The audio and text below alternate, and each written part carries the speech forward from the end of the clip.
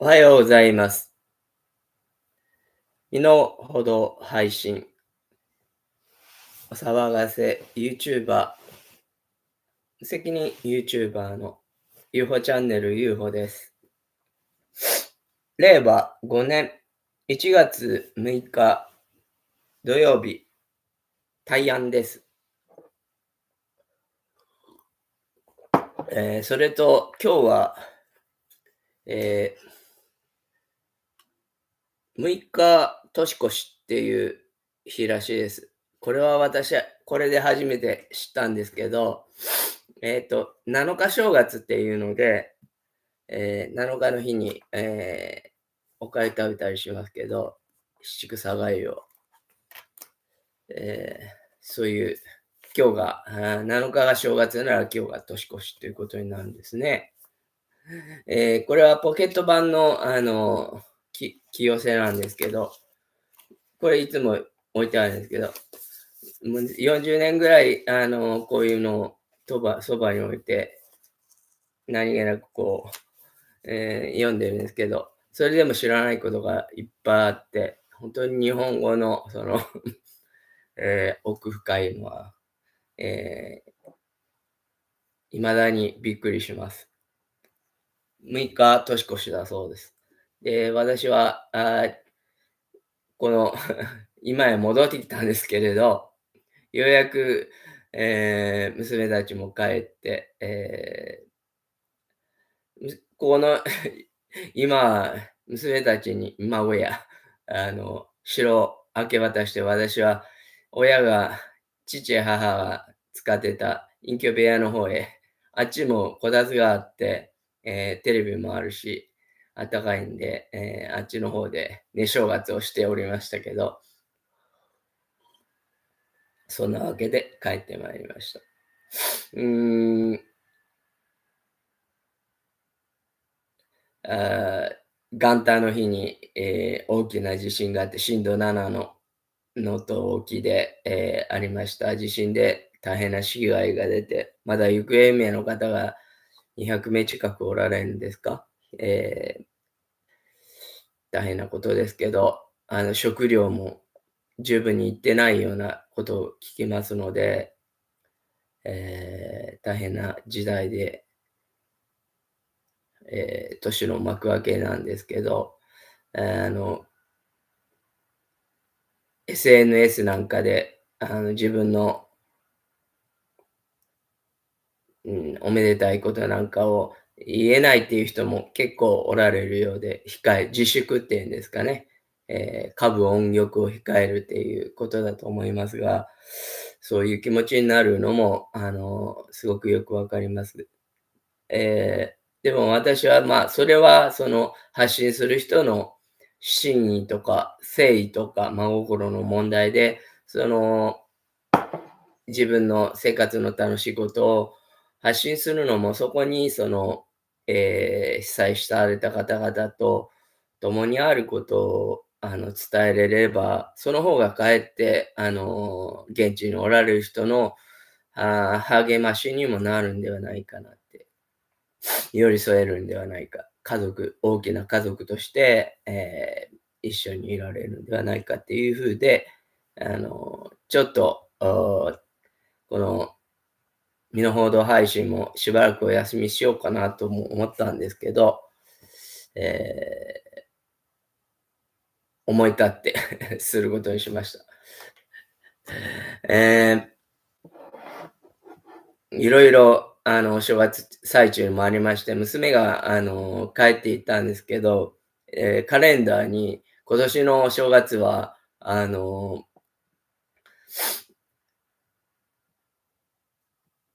栗きんとん失踪事件から始まった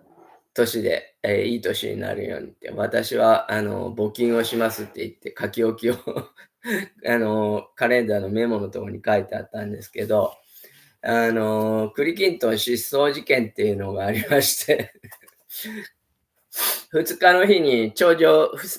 家族が来たんでね、孫連れて。で、あれは、31日の日だったか。暮れに子供が長女が和菓子屋のスヤっていうところに勤めてて、ジムですけど、あの、31日までやったんで、孫を2日ばか、預かっていたんですけど、私こういうのを、かみさんが干支のですね、去年はうさぎだったんですね。こういう干支の置物があるわけです。これを、辰に変えるっていうことを、毎年やってるんですね。自分の寝てるところに。で、孫が来た時に、来年は辰年だって孫は言うんですね。ああ、よく知ってるんだと思って、一緒に飾ったんです。だからこれを気に入ってしまって、自分の、背負っているリュックの中に全部大事なものは弟に取られないように背負って歩いてたんで、その中に入ってしまったんで、もうちょっと、返してくれっていうことが言えなくなってしまって、この箱ごと長女に渡しといたんですね。で、その多分31日の迎えに来る時に、その栗きんとんを店から、商品になる、このレッテルの貼ってない、同じような、この無地の、もうちょっと一回り大きいんですけど、箱の入ってるやつで、何も言わずにテーブルに置いてあったんですよ。かみさんとかには知ってたと思いますけど、私聞いてなかったんで、あの、これ、そういうわけで、アキナが、袋入れちゃったから、家帰ってまた持ってきてって言って渡したんですね。え、みんな帰った後にパッと見たら、置いてあるんで、その箱が。で、ちょっと思ったら重かったんですね。あ、入ってるじゃん。まあ、もう、やっぱ親だから言うこと聞いたんだと思って、あの、棚の上に隠したというかしまったんですよ。そしたら、正月元旦の日にかみさんが、栗きんとん知らないって言うんで、知らんよって、栗きんとんなんて食べたくないもんって言って、そういう話からみんなに聞いて回って誰も知らないって、もう不思議になって、神隠しだとか言って騒いでたんですけど、2日の日に挨拶に来た時に、長女がこれを持ってきて、って、あれ返してくれたやんって言ったら、返してないよって言うんで。で、それを開けたら栗きんとんが入ってた。で、一件落着したっていう、もう本当にお笑いのような話ですけど、そんなことがありました。ですね。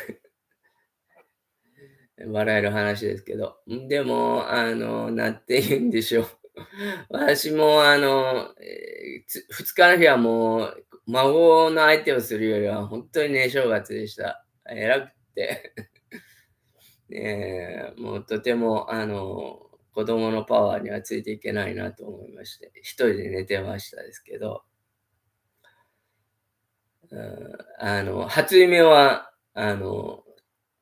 そんなはっきりした夢ではなかったんですけど、腎臓を大事にしろっていうことで、腎臓のその位置を普段自覚して、で、調べたらこの辺に、膀胱の上のこの両方2つあるんですね、この辺に。それを意識して、いくようにって。腎臓ってなると、肝腎の腎ですから、肝腎要の腎臓をちょっと今年は、要注意で、した方がいいっていうメッセージをいただきました。うん、で、昨日見た夢で、山の中を歩いている上で、散歩というか歩いてるんです。そうすると、こんなとこは熊が来るようなとこだよなと思っていたら、案の定向こうの方から2頭大きなのが立って歩いてくるんですよ。と思って、とっさに木陰に、大きな木の幹のことこうやって隠れたんですね。で、でも目があったから、もうこれは逃げられないと思って、もう観念して、本当に恐怖と絶望と、だからみんなとお別れする寂しさで天を仰いだんですけど、で、ちょっとしたら、着ぐるみを脱いだ男の少年が、お父さんはまだ向こうでやってるみたいなこと言ってましたけど、歩いて道をこう一緒に歩いているような感じのイメージ。本当にそれもお笑いですけど、恐怖と絶望とか、笑いとか、もういいこと悪いことは本当に、もう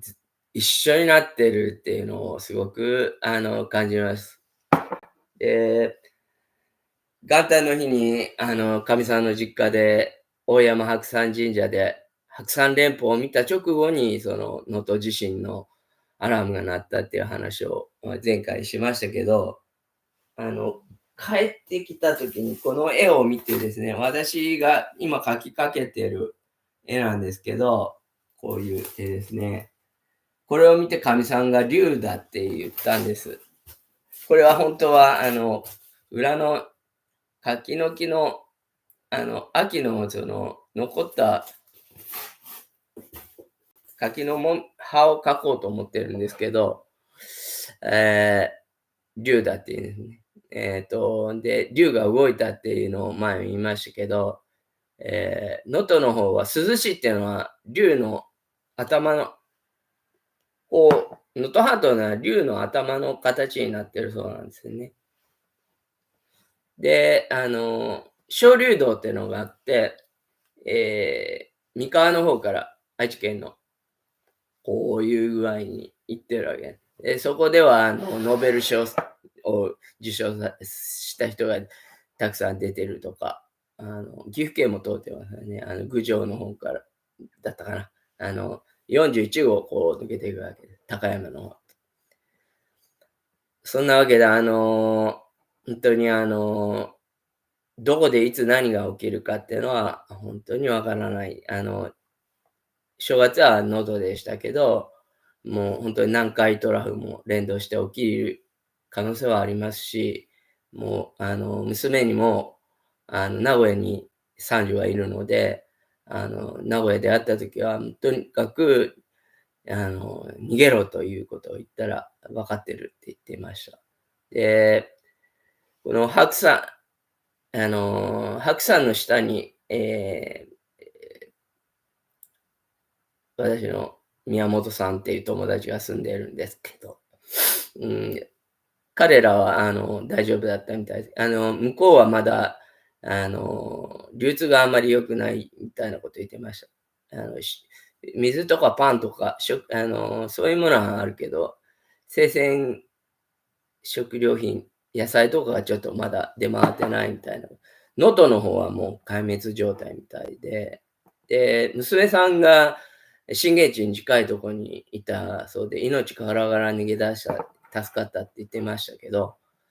私たちも本当にもういつ何がどうなるかっていうのはわからない瞬間に入ってきているなっていうのは思います。で、今、本当に公っていうのはもう全然ない感じがしますね。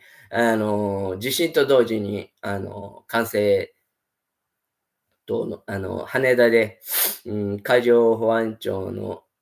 ヘリコプター、救助っていうか、あの、物資を運ぶ飛行機と、JAL の、え飛行機が炎上しましたけど、ああいう事件とかを見ても、その後の対応とかを見ても、もう公の機能っていうのは本当に、ないなっていうのを、本当に個人個人の努力でようやくこう国の、体裁が、保たれているだけで、本当に大変な時代になっているなってい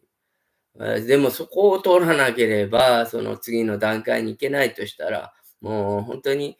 あの、苦しいけれども、歯を食いしばって、石にしがみついてでも、生き延びるしかないだろうということを、仲間たちとも話しております。家族ともそんなことを、本当に一人になって、一人になった時の方が、世界、地球と宇宙とか自然とか、そういうものとの一体感を取り戻せることにもなるので、いいこともあれば悪いこともある。それはもう本当に、あの、それを、よく自分の中で、見極めていく、年の始まりだなと思っております。そういうわけで、6日年越し。今日私は平和の水を作って、多治見の貴子さんからも暇があったら何回もやってほしいっていうことを、言われているので、明日7日正月で、お焚き上げをさせてもらおうかなと思っております。4月は何回かさせてもらおうと思っています。それでは、Have a nice day, goodbye, ゆうチャンネルでした。まだまだコロナ、新聞店の仲間の中にもコロナでお休みされてる方もありますし、インフルエンザの方ももう夜振るってるみたいです。溶連菌とか、いろいろ本当に体の方も心の方も本当に大事になさってください。失礼します。ありがとうございました。